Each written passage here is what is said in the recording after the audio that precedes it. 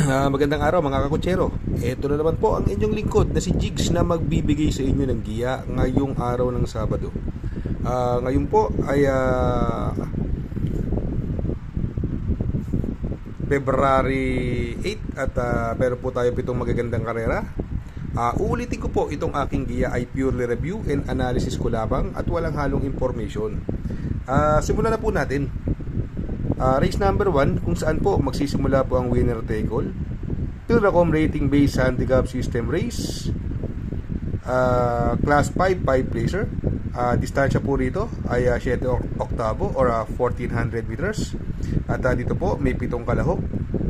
Kung titingnan natin itong senaryo, possible na mauna si Chase the Gold. Ang ganda ng numero, nasa mababang numero siya. At ang nakikita ko lang na pwedeng makahabol sa kanya yung Let It Shine at si Sinag, pero tingin ko ibang klase ang air ni Chase the Gold at gamay po yan ni Christian at Bincola, no?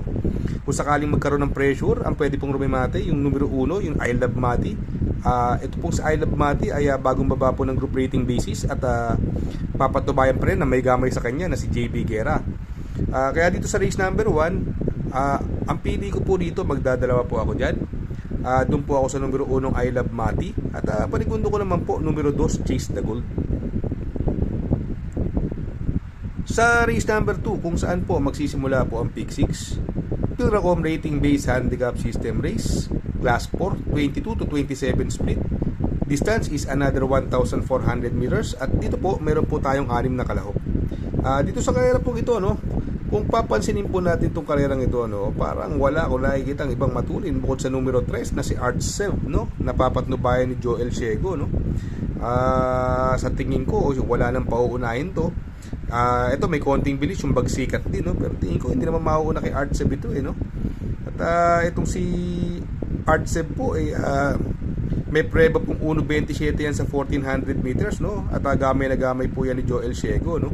Ang mga pwede niyang possible na makalaban niya rito, no, yung Rocking Bell, no, at ito ay gamay po niya JL Ciego Jr. at magdadala po ng pinakamagaang na timbang na 50.5.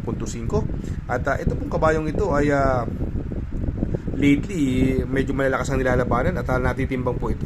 Natitimbang po itong kabayong ito. At nagkaroon din po yan ng panalo, major upset.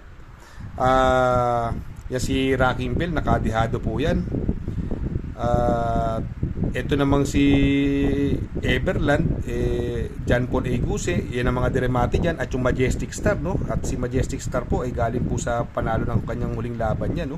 Pero para sa akin itong karerang ito, itong race number 2, no, magdadalawa po ako dyan. Doon ako sa numero 3 Art Sev dahil solo ere po siya. At panigundo ko naman po numero 2 Rocking Bell. Sa race number 3, kung saan po magsisimula po ang pick 5, Pilracom rating based handicap system race, class 5, 11 to 15 split.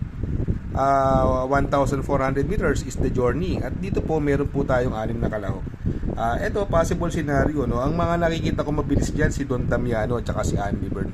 Although si Andy Byrne nakaraan Jeffrey Zarate na rin po yan. At siguro kung pipiliting unahan ni Andy Byrne si Don Damiano, malaki chance niya rito, no. Ang mga possible na rumimati rito, no, yung bagong baba ng group rating basis na Yaba Dabadur, nasasakyan ni Ison Bautista.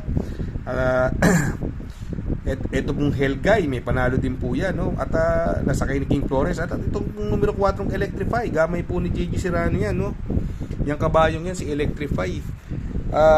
Sa tingin ko yan ang makakarimati ng matindi-tindi dyan. At angkop po ang distansya, which is 1,400 meters, no? Kaya dito po, no, para sa akin, no, itong karerang ito magtatatlo po ako dyan. Doon ako sa numero 4 Electrify. Panigundo ko po numero 6 Andy Byrne. At isasama ko pong pandiado numero 2 Yaba Dabadur. Sa race number 4, kung saan po magsisimula ang pick 4, Pilracom rating based handicap system race, class 5, 6 to 10 split. Distance is another 1,400 meters. At dito po meron po tayong 7 kalahok. Dito, kung karerang ito, ayan, numero 1 Early Bird, galing po sa panalo yan. Long shot po nanalo nakaraan yan. Nasakay ni Ed Jordan Guerra, bagamat medyo mag-aang lang ang tinalo niya at napabor sa kanya, baka mag-umento at nagamayan na ni Ed Jordan Guerra. pwede pong isama yan, no?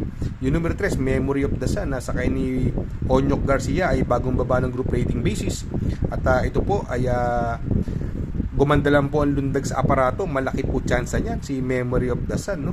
At siya po ang re-remate dyan. Yung numero 4, Golden Jarayawa, pwedeng magdala ng unahan, sakay ni R.A. Base, no? Ni Idol R.A. Base, no? Ito naman si Monrobian Bell, binigay na po kay Pabs Cabalejo, no? Ito bagong baba rin po ng group rating basis to si Monrobian Bell, no? At sa tingin ko siya ang malayamado diyan, siya ang horse to beat sa karerang ito, no? Yung numero 7, Dugong Bughaw, yan, sakay ni King Flores. Possible na makalaban din nila, no? Pero para sa akin itong karerang race number 4 po, ang napupusuan ko po dyan, yung numero 6 na si Monrobian Bell, dahil Pabs Cabalejo na po ang sakay at ang ganda ng numero, nasa labas. Ang panigundo ko naman po, numero 3, Memory of the Sun, na sakay ni Onyok Garcia. Sa race number 5, Pilracom Rating Based Handicap System Race, Class 4, 16 to 21 split.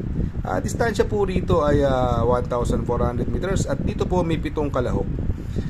Dito, no, sa karerang ito, no, sa tingin ko ang napupusuan ko po diyan, yung pwedeng maula diyan, sa tingin ko walang kayang bumuliglig, Solo Ere, numero 7, Cluster, no. Itong si Cluster, last run po nito tinalo po siya ni Dakis.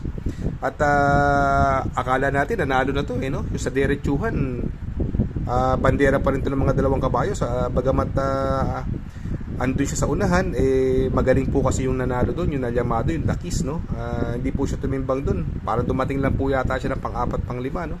Pero dito sa tingin ko kayang-kaya niya ere nito, no, si Cluster, no. Alam naman natin na stakes race, naging stakes race winner din po ito, at siya po yung naka-upset kay King James, no, si Cluster, no. Kaya para sa akin itong race number 5, sosoloin ko na po yan, numero 7, Cluster. Sa race number 6, Pilracom Rating Based Handicap System Race, Class 5, 11 to 15 split. Ang distansya po ay 1,400 meters at dito po may 7 kalahok, no. Itong karerang ito, no, kung mapapansin natin, no, but napakababa naman po yata nito. Money for Bipani, sakay ni JR Saredoca, bugamay niya po yan, no. Although galing sa panalo si Marco at si Maydad Bogart naman na tercero last run, pero para sa akin sobrang lamang nito, no, at walang makakabuliglig dito, hindi kaya ni Marco Ero nito nung Money for Bipani, no. Kaya itong race number 6, sosoloin ko na rin po yan, numero 5, Money for Bipani. Sa race number 7, sa last and final race, Pilracom Rating Based Handicap System Race, Class 4, 16 to 21 split. Distansya po ay another 1,400 meters. At dito naman po ay meron po tayong 7 kalahok. Napansin ko rito, anybody's race. Halos lahat po ito may panalo, no? Except for Antonio de la Muguis. Pero lahat ito anybody's race to. Kung paratingan, kailangan magtatlo-apat po kayo. Itong si Phil the Burn, no? Ang lakas ng remate ng karera nito. Medyo nagulangan lang to, naangatan lang to, si Phil the Burn, no? At papatubayan pa rin po siya ni Patty Dilema, no? Siya ang napupusuan ko dito. Ito si Sampaloc Pride, nung karera inayaw lang to, pero pag nauna to dito may panalo po yan, no? Although andyan si Doña Chichay, pwede silang maghagaran sa unahan, no? Kung hindi naman magiging maganda balita ni Sampaloc Pride, makakasolo era naman po yung Doña Chichay para maging daan, para makachamba siya rito sa karerang ito. Ito naman si High Society, baka mag-umeto, naipanalo po yan last run ni JT Pabilik. Si Skydance naman, ito may panalo din po yan, no? Pero para sa akin itong race number 7, magtatatlo po ako dyan. Doon ako sa numero 1, Phil the Burn. Panigundo ko, numero 5, Doña Chichay. At ay sasama ko pong pandiado, numero 2, High Society. Shout out nga pala kay Sir Pax ng Barkadahan OTV. Located po siya sa 1139 New Antipolo Street, Corner Vargas. Malapit lang po sa Abad Santos, yung bagong ginawang tulay. Very convenient and attentive po ang mga tao. Pwede po kayong mag-EB at party while betting on racing. Baka magawi kayo dyan sa Herrera, Corner Oroqueta. Andyan po ang Pipay's Halo-Halo. Ang isa sa pinakamasarap na halo-halo at homemade lahat ng ingredients po dyan. Ultimo Ice Cream. Tabi lang po yan ng Pares at tatapat po ng Kapihan. Shout out kay Sir Arnel Mendoza. Please support his channel. Shoutout po, Sir Arnel Mendoza. Good luck mga kakutsero. Sana po matapat ang ating giya at yung mga nakasunod. Sana po ay magsitama po kayo. Ako yung makikiusap lamang at makikisuyo sa inyo na please like, share, subscribe, and hit the notification bell para update kayo sa aking mga giya. Good luck po and happy racing!